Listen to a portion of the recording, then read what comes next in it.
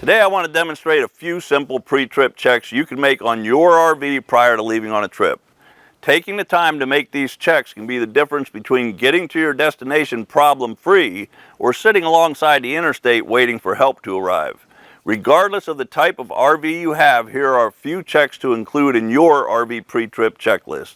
We discussed what preventive maintenance is in a previous video, but I want to emphasize how important it is again, especially for pre-trip checks.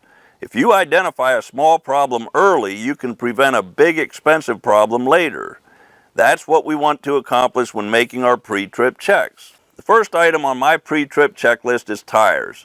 When your RV sits in storage, the tires lose air pressure at a rate of 2 to 3 psi per month. It is extremely important you check and inflate the tires to the proper pressure before leaving on a trip. Always check the tires when they are cold before traveling more than 1 mile. Next, inspect the tires for any checking or cracks in the tire sidewall. Do not chance driving or towing a trailer if the tires show signs of damage. If you notice any damage, have the tires inspected by a professional. Check the lug nuts on the wheels. Discoloration and stains around lug nuts are an indication they may be loose. Make sure all items in the exterior storage compartments are secure. Lock the outside storage compartments. Make sure the power cord, water hose, and sewer hose are disconnected and properly stowed. Raise any stabilizer jacks or hydraulic leveling jacks.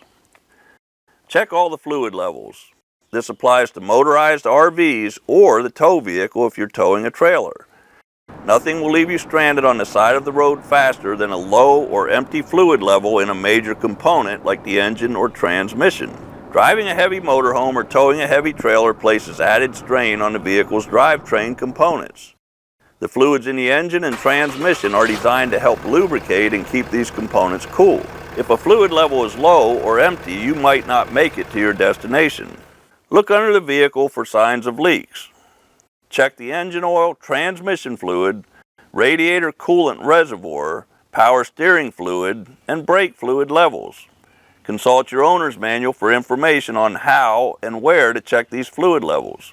If a fluid level is low, try to determine why and correct the problem before leaving on your trip. Visit our RV Education 101 YouTube channel and watch our video on how to check fluid levels. Make sure all the slide outs are in the travel position. Make sure the TV antenna is stowed in the proper position for traveling if you have a bat wing style antenna. Check the awning. Make sure it's securely stored and all travel locks and knobs are tight and locked. Stow or retract the steps. Fill the freshwater holding tank with enough potable water to get to your destination. Check the hitch work, brakes, and lights. It doesn't matter if it's a motorhome towing a car or a truck towing a trailer. The important thing is you check all the hitch work, the brakes, and the lights. It's easy to forget a step when you install hitch components.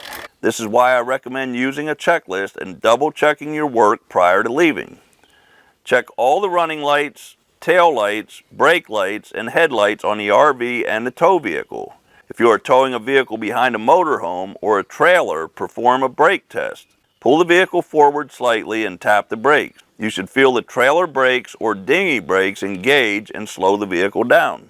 Walk through the interior of the RV. It never fails. When I walk through the RV's interior prior to leaving on a trip, I always find something that wasn't secured or a latch that isn't locked. Check all the cabinet doors, the refrigerator, sliding doors, and make sure items like computers and TVs are secured.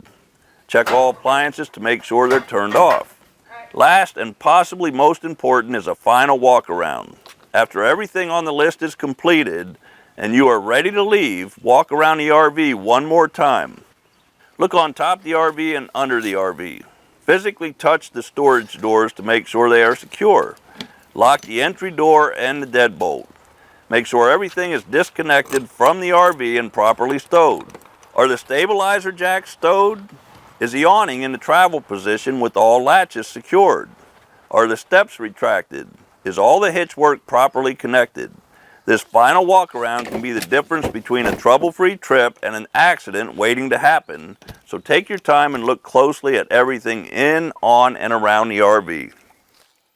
This is a good start to a pre-trip checklist to help you get where you're going trouble-free. Use these pre-trip checks and tailor your own pre-trip checklist specific to your needs. To learn more about using and maintaining your RV, visit RVOnlineTraining.com. Happy camping.